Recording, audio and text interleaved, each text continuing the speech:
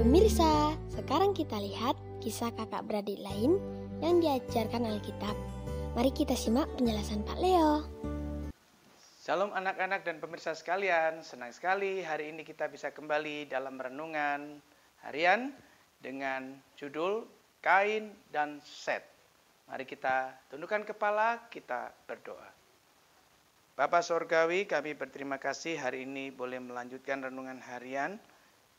Tuhan tolong pimpinlah hati kami supaya kuasa Tuhan yang ajaib menolong kami untuk boleh mendengarkan firman Tuhan dan kami beroleh berkat daripadamu.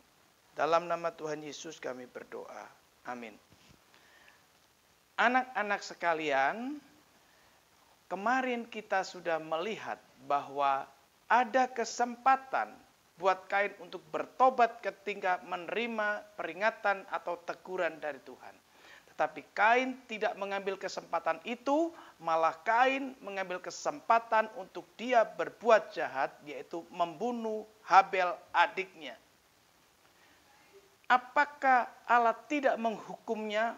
Oh, Allah ternyata menghukumnya dan hukumannya cukuplah sangat berat untuk Kain. Dari mana kita tahu? Mari kita melihat dari Kejadian pasal 4 ayat yang ke-11. Berbunyi demikian.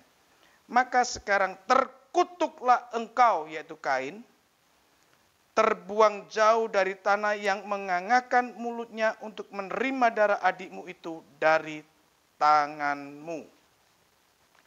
Anak-anak, kita melihat bahwa ketika Adam dan Hawa jatuh dalam dosa, Adam dan Hawa tidak dikutuk oleh Tuhan, tetapi tanah yang dikutuk, ular yang dikutuk. Tetapi ketika Kain membunuh Habel, Allah mengutuk Kain. Mengapa demikian? Karena Kain sudah melakukan atau menjadikan dirinya seperti Allah. Di mana letaknya? Yaitu Kain membunuh Habel. Karena membuat mati atau membuat hidup itu adalah hak daripada Tuhan. Kain berani mengambil hak daripada Tuhan, yaitu membunuh Habel. Itu sebabnya Kain dikutuk oleh Tuhan. Dan kalian tahu, ayat-ayat berikutnya memberikan penjelasan bahwa tanah di mana Kain hidup, tanah tersebut tidak akan memberikan hasil yang banyak, tetapi sedikit. Itu sebabnya Kain ketika mendengar berita itu, Kain menjadi orang yang sangat sedih. Tetapi Allah memberitahukan lebih lanjut bahwa Kain itu akan menjadi orang yang seperti pelarian. Menjadi seorang pelarian pasti tidak enak karena dikejar-kejar kemanapun dia pergi. Bahkan Alkitab mencatat juga Allah menjadikan dia orang yang mengembara di dunia. Artinya dia tidak pernah punya tempat tinggal yang tetap. Itu sebabnya sejak Kain membunuh Habel, hidupnya penuh dengan ketakutan. Hidupnya penuh dengan ketidaknyamanan. Apakah ketika Allah mengatakan demikian, Kain bertobat, minta ampun kepada Tuhan? Tidak. Ternyata kejahatan di dalam hati Kain semakin menjadi kuat dan menjadi keras. Tambah Kain protes kepada Tuhan Allah, mengatakan, hukumanku yang aku terima itu lebih daripada apa yang aku mampu. Bahkan dia mengatakan, Tuhan kalau demikian, kemana saja aku akan pergi, di situ orang akan selalu mencari aku dan akan membunuh aku. Tetapi Tuhan yang penuh dengan kasih tidak membiarkan Kain dibunuh oleh orang lain. Allah memberikan jaminan bahwa kalau sampai ada orang yang membunuh Kain, Allah sendiri yang akan membalaskannya 7 kali lipat. Dan jaminan yang berikutnya, Kain diberi tanda oleh Tuhan. Tapi tandanya di mana kita tidak tahu. Karena Alkitab juga tidak mencatat di manakah tanda itu. Tetapi Alkitab hanya mencatat tanda itu diberikan pada Kain supaya ketika orang berjumpa dengan Kain, orang tidak membunuh Kain. Anak-anak sekalian, waktu Kain juga diberi anugerah seperti itu, Kain juga tidak bertobat dan tidak minta ampun kepada Tuhan. Tetapi kalian tahu apa yang Kain lakukan? Kain ditulis di dalam Alkitab meninggalkan Tuhan. Artinya Kain sudah masa bodoh dengan Tuhan. Kain tidak mau lagi berurusan dengan Tuhan. Hidupnya tidak bertobat.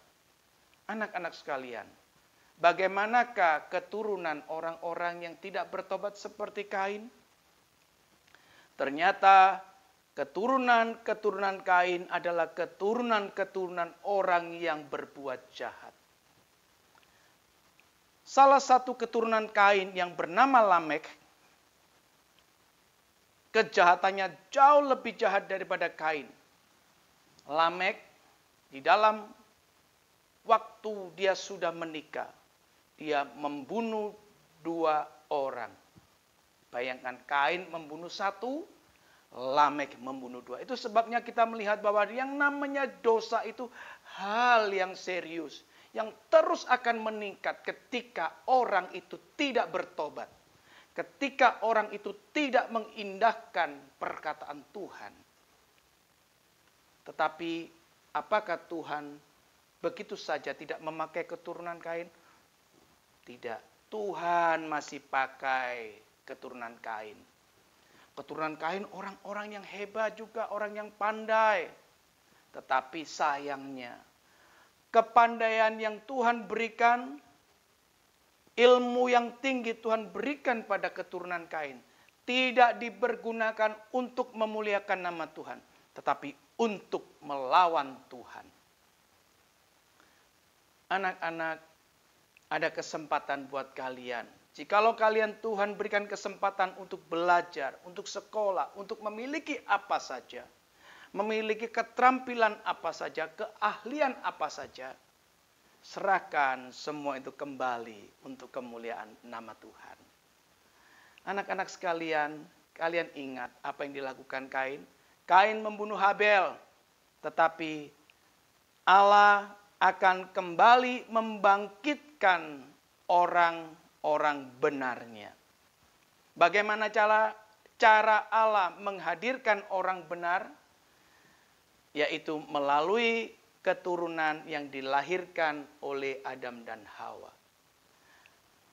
Adam dan Hawa suatu saat Tuhan berikan karunia kembali anak yang bernama Set. Inilah cikal bakal daripada orang benar atau orang saleh. Ketika Set bertambah besar dan berkeluarga, maka Set dikaruniai seorang anak yang bernama Enos. Sejak Enos lahir, maka saat itu orang mulai memanggil nama Tuhan. Orang mulai kembali beribadah kepada Tuhan. Kita sangat bersyukur kepada Tuhan. Ternyata sekalipun Habel sebagai perwakilan orang benar telah dimatikan oleh Habel, Tuhan sebagai pencipta alam semesta, Tuhan sebagai sumber kebenaran, kembali menghadirkan orang benar melalui jalur Set dan Enos. Yang nantinya Tuhan akan bangkitkan Yesus Kristus. Kita bersyukur kita hari ini boleh mendapatkan pelajaran bahwa satu kejahatan itu terus akan meningkat, akan menguasai seseorang dan keturunannya. Ketika orang itu dan keturunannya tidak bertobat ketika Tuhan tegur. Dan pelajaran yang kedua kita dapatkan bahwa Tuhan kembali menghadirkan orang-orang benar di muka bumi. Puji Tuhan. Mari kita tundukkan kepala, kita berdoa. Bapa dalam surga, terima kasih untuk pernyataan kasih setiamu. Ada begitu banyak kejahatan yang akan menghapuskan orang-orang benar. Tapi Tuhan yang jauh lebih berkuasa dari kejahatan dan yang telah menang atas kejahatan, Tuhan telah menghadirkan orang benar. Ajarkan kami Tuhan, mempergunakan juga kepandaian kami untuk dapat mempermuliakan nama Tuhan. Dalam nama Tuhan Yesus kami berdoa. Amin. Wah, sangat menyenangkan menjadi orang beriman, karena pusat hidupnya adalah Tuhan. Ira mau belajar lebih baik sebagai orang beriman, antara lain dengan membaca bahan selanjutnya Kejadian pasal 5 ayat 1-32.